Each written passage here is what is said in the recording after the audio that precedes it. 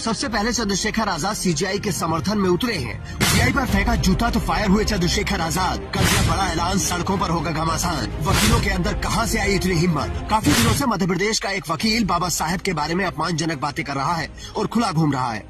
उन्हीं लोगों ने हाईकोर्ट में अंबेडकर की मूर्ति लगाने पर बवाल किया था और अब एक वकील ने सीजेआई बीआर गवई के ऊपर जूता फेंकने की हिम्मत की है। इसके पीछे का कारण क्या है?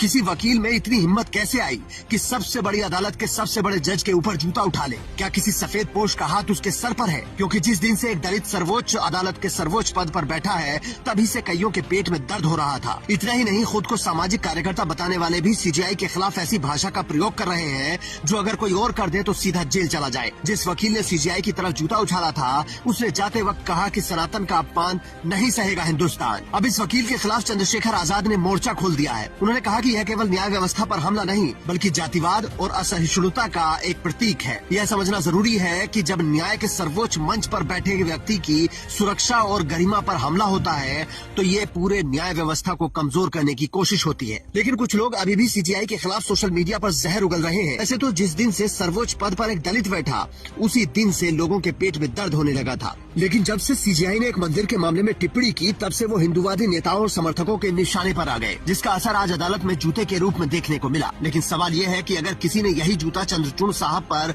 फेंका होता, तब भी यही प्रतिक्रिया होती, क्योंकि उनके रिटायरमेंट के बाद के बयानों और दिए गए फैसलों में अंतर पर काफी बवाल हुआ है।